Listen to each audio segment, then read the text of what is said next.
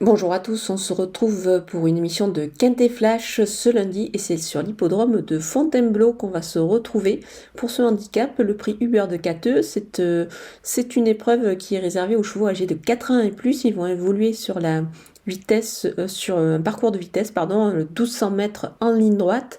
Donc évidemment, on va avoir affaire à des spécialistes de ce genre de sport. Il faut partir quand même assez vite. Et ensuite, en garder un petit peu quand même pour finir, parce que le tracé de Fontainebleau demande aussi un petit peu de gaz dans la ligne d'arrivée. Donc voilà, on va avoir affaire à des chevaux qui pour la plupart effectuent leur entrée. Donc il va falloir faire les bons choix avec des éléments. On va voir à quel niveau de forme il se trouve, mais aussi donc évidemment les spécialistes des gros handicaps et justement de ce parcours de vitesse qui est quand même assez spécifique. Et donc il va falloir faire les bons choix et je vais tout faire pour pouvoir vous dénicher la bonne combinaison.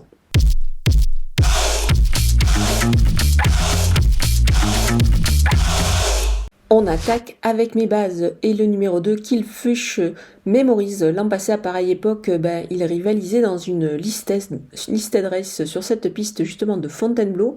Là, on va le voir évoluer dans un handicap en 42 de valeur. Il a prouvé qu'il était compétitif. C'est une rentrée, mais j'y crois, c'est un cheval qui est capable de bien faire sur sa fraîcheur. Le numéro 5, Chirimiri, il a accusé des progrès la saison passée. Moi, j'aime bien ce cheval qui fait preuve d'une belle régularité. Il se présente ici avec des ambitions, lui aussi effectue sa rentrée, donc on va s'en méfier. Le numéro 1, Mubaleg, il retrouve les handicaps abaissés de 2,5 kg, ce qui est pas mal du tout pour une valeur comme celle-là. Il se plaît sur des tracés de vitesse, donc on va le surveiller de très près. On poursuit avec les opposants et le numéro 13, Snow and Press. C'est une jument qui fait preuve vraiment d'une belle régularité. Elle rentre ici, mais elle a déjà prouvé qu'elle pouvait bien faire sur sa fraîcheur, notamment la saison passée. Elle me plaît beaucoup, surtout sur cette distance et avec le numéro 5 à la corde.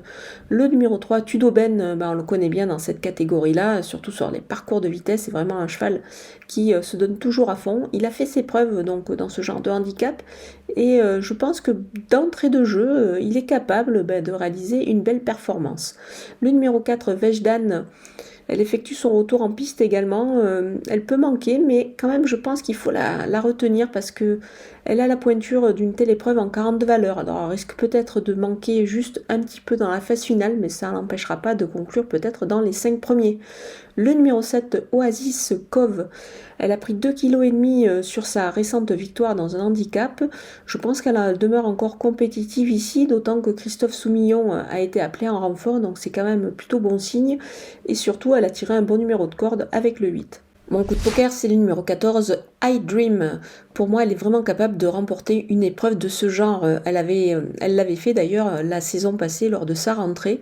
Elle s'était imposée, donc on peut dire qu'elle court bien sur sa fraîcheur. Et puis surtout, elle adore ce parcours de Fontainebleau. C'est tout simplement 3 sur 3 sur ce tracé, 3 fois 3e. Mais je pense que cette fois, à ce point-là, elle est capable de terminer, pourquoi pas, sur la première marche du podium. Du côté des outsiders avec le numéro 12, Santi Delmar, il vient de gagner sur cette piste pour sa rentrée sur 1100 mètres, donc je pense que les 100 mètres supplémentaires ne le dérangeront pas du tout. Il a pris 2 kilos là-dessus, mais je pense qu'il est encore capable, pourquoi pas, d'accrocher une petite place. Le numéro 9, Be-A-Head, elle s'est bien comportée en 38 de valeur dans les handicaps, mais là elle effectue une rentrée, alors elle peut peut-être manquer d'une course, mais attention, c'est quand même une jument assez intéressante. Le numéro 11, Pile ou Face, elle a démontré qu'elle pouvait rivaliser dans cette catégorie-là. Pour sa rentrée, elle est à surveiller. Elle peut faire afficher d'ailleurs une cote plutôt intéressante si elle venait à conclure dans les 5 premiers. Donc attention à elle. Le numéro 16, Acclam, c'est un cheval qu'on connaît bien. Il est très intéressant. Moi, je trouve surtout à ce poids-là désormais. Il s'annonce quand même assez compétitif, donc bon, il a fallu faire des choix, j'en ai retenu devant lui, mais surveillez-le de près, il ne faut surtout pas l'écarter dans cette épreuve. Le numéro 6, King Rob, il se plaît sur les parcours de vitesse, sa rentrée était nécessaire, il perd 1 kg là-dessus. Alors certes, il aurait préféré une piste un petit peu plus souple, mais attention à lui, on va quand même s'en méfier.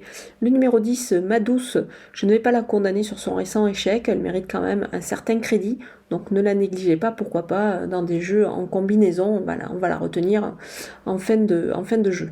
On conclut avec les délaissés et le numéro 8, Cerido. Il vient d'effectuer sa rentrée après une longue absence, mais je pense qu'il risque encore de demander d'un petit truc dans cette épreuve. Donc c'est pour cette raison que je préfère l'écarter ici. Le numéro 15, Big Freeze, il a perdu 1,5 kg sur son récent échec, mais il aura quand même, je pense, un petit peu de mal à se distinguer dans cette épreuve. C'est pour cette raison que je préfère faire l'impasse. Voilà, on a passé en revue tous les partants de ce Quintet Plus qui se disputent à Fontainebleau.